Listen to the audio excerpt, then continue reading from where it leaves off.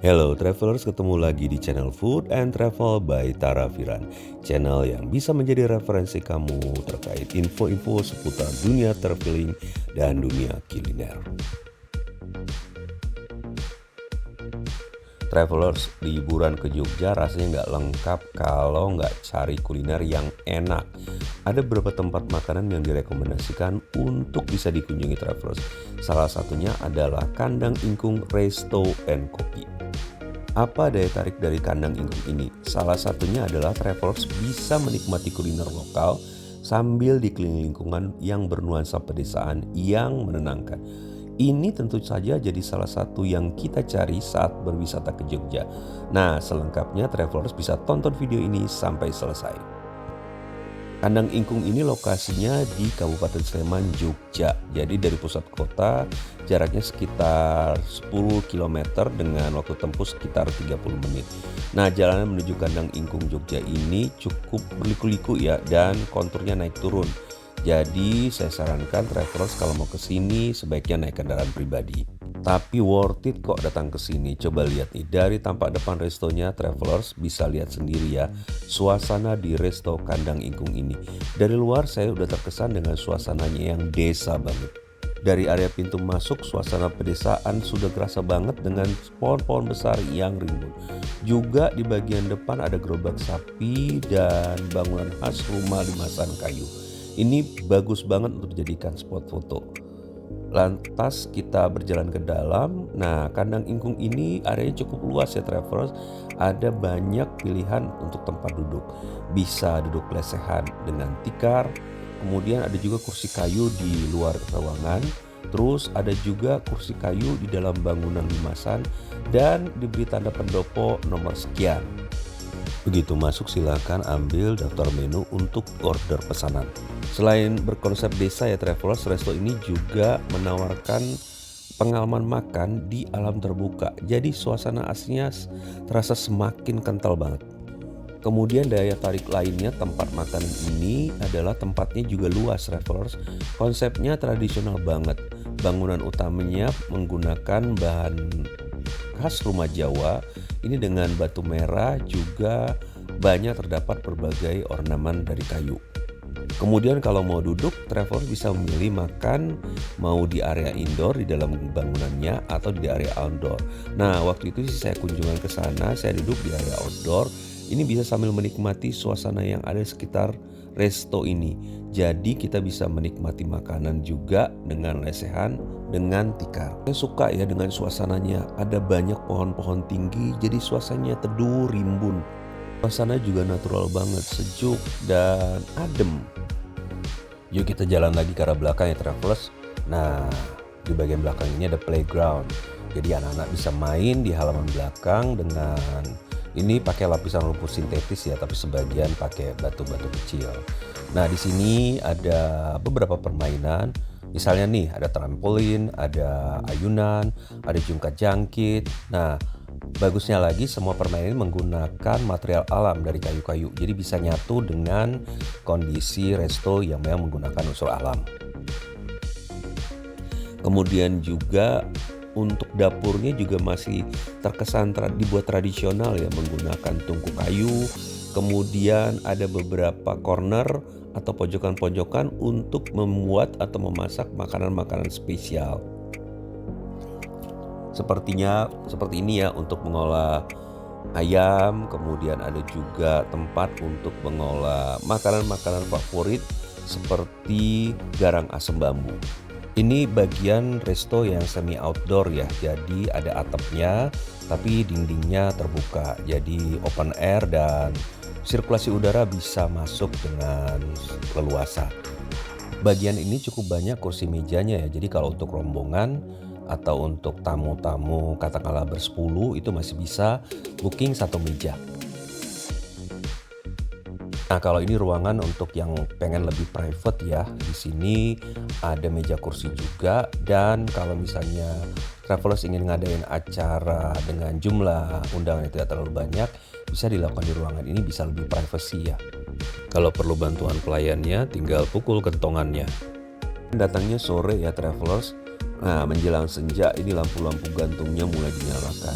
Kesannya jadi beda banget, lebih impresif, lebih romantis.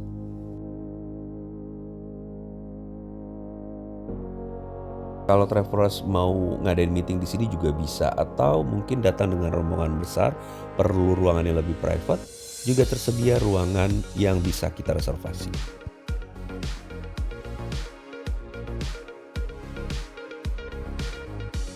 Fasilitas lain di sini juga ada musola untuk sholat dan juga kamar mandi yang bersih.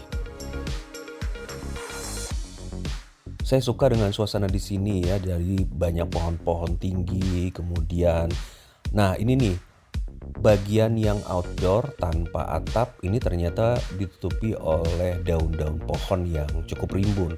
Jadi kalau siang hari sih nggak terlalu panas di sini ya.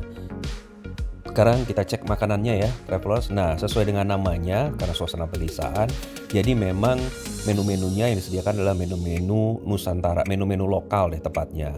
Terutama yang paling khas di sini adalah makanan Jawa. Nah, menu andalannya kalau travelers ingin makan di sini adalah sesuai dengan namanya ingkung ayam. Jadi ini semacam ayam ingkung yang disajikan di atas tampah.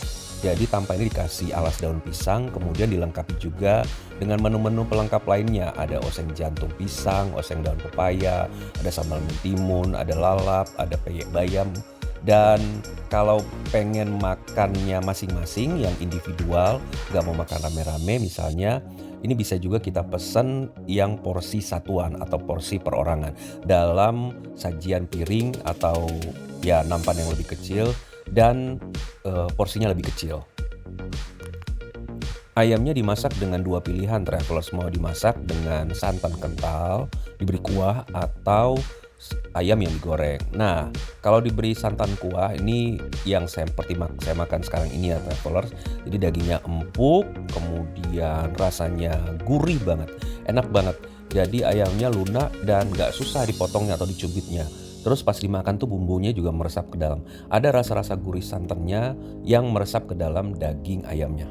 Terus semua komponen yang ada di dalam sajian ini saling melengkapi dan bisa nambah taste yang semakin sedap dan gurih. Untuk ingkung ayam yang digoreng, sajiannya sebenarnya sama dengan pelengkap-pelengkapnya. Bedanya ayam yang berkuah santan kental tadi diganti dengan ayam goreng. Dan ayam gorengnya juga tetap gurih ya.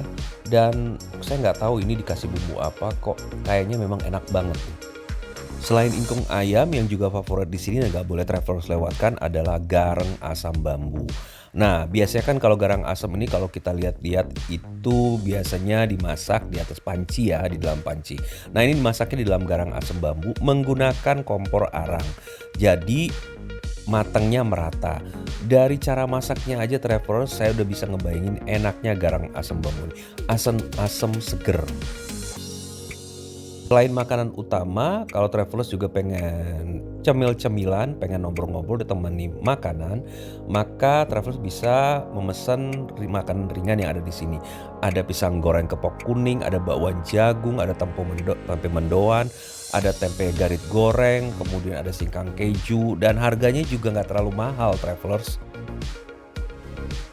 Jadi travelers dari semua menu yang saya cobain, rasa enaknya, lengkapnya itu dapat banget. Kemudian rasa taste gurih, pedes, asin itu bisa nyatu ngeblend banget. Terus kemudian ukuran ayamnya untuk perorangan memang hanya 1/4 ekor ya. Tapi tetap mengenyangkan dan puas makannya. Apalagi makannya dengan nasi lemak. Ini ngeblend banget. Satu lagi yang unik di sini adalah kalau travelers ingin santai-santai sambil ngopi.